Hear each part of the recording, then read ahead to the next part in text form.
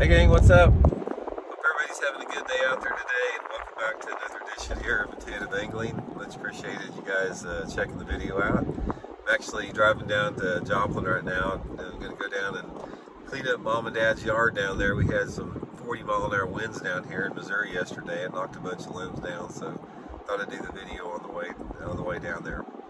Today we're going to talk about bass's smell, their sense of smell, the impact it has on you catching fish or not, and some things you can do to increase your success along the way based upon that. Just sort of give you guys my opinion on it from what I've seen in my own personal fishing over the past 50 years. Real quick, I just want to remind everybody, anybody out there interested in becoming a channel member, that's one of the best things you can do to help support the channel here.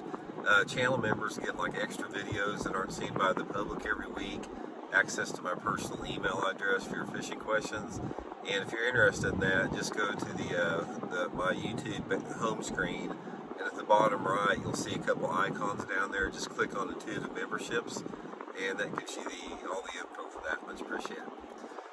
Okay guys, bass's smell, man. You know, people have talked about this for years, and I'm not going to come from this at the angle of like some expert on bass studies that like they do at Berkeley and all that type of stuff, as far as clinical type studies on the bass smell. I'm going to give you guys some real world experience I've had with bass smell, and sort of give you my viewpoint on it. First of all, before we get started on this, I want to encourage everybody out there. If you've never smelled a bass before, the next time you catch a bass, guys, open its mouth up and smell inside its mouth. A bass has a smell that's completely unique to its own. There's not another fish out there that smells like it. And I remember when I was a little kid wading Turkey Creek, I remember the very first time that I, peeked inside of a bass's mouth and smelled it. And once I did that, it had this smell that I had never smelled before. And now every time I smell a bass, it takes me back to being 8 years old at Turkey Creek the first time I smelled that. So give it a try. It's sort of on the side there. Anyway, I have used, I've been fascinated by bass smelling for years, forever, for decades. And I was using fish scents when they first come out. I was on the Fish Formula Pro staff for years. I've used every type of fish scent that they've had out there. I still do with that.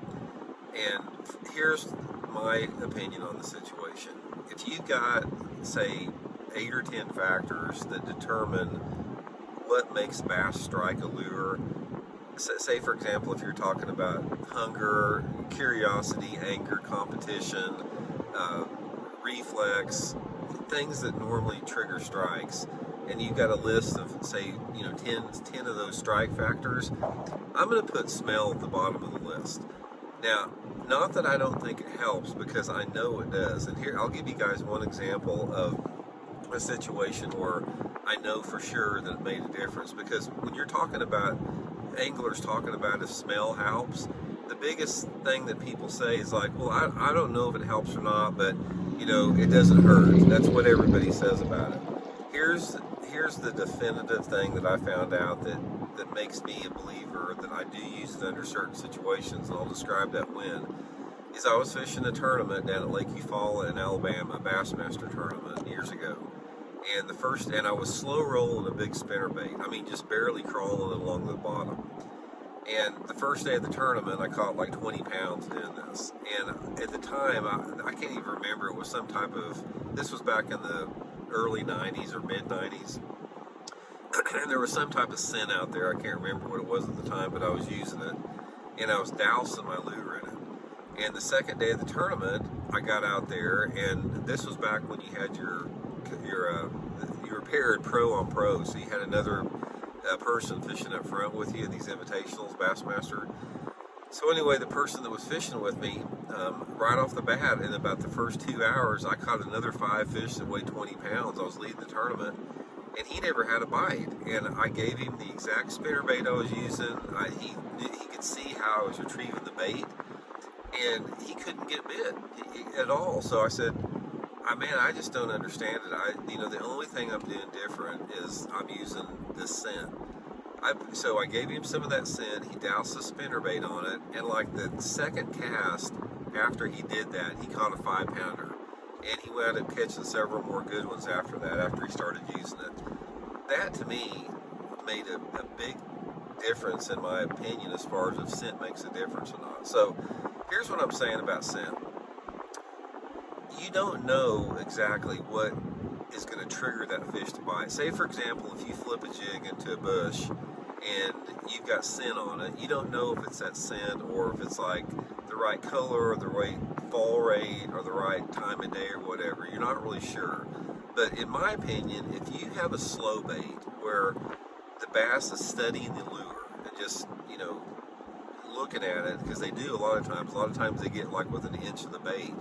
If you have a situation where they're doing that, there's no way it could hurt, and it has to help if there's some type of scent that not only masks some type of odor that's negative to them, but maybe attracts them thinking that thing's alive. That's why scent is important, is they think it's alive.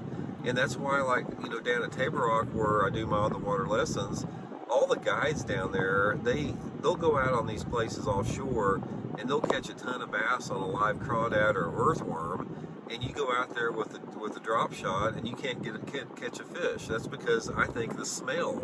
So from that standpoint, it has a big impact with it.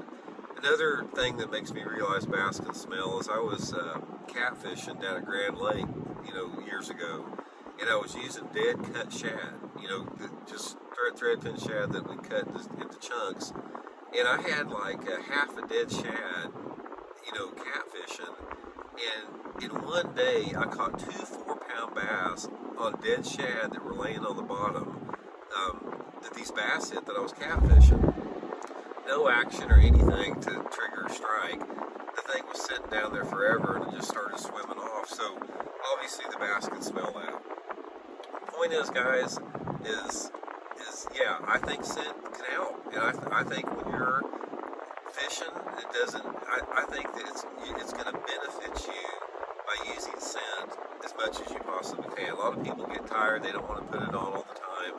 But I think, here's sort of what my gist is. If you get, say you go out there and you get 20 bites a day with no scent on it, I think that if you went back in that same scenario and used scent all day, you'd probably catch 25 bass. I think that's sort of the incremental improvement that you have with scent.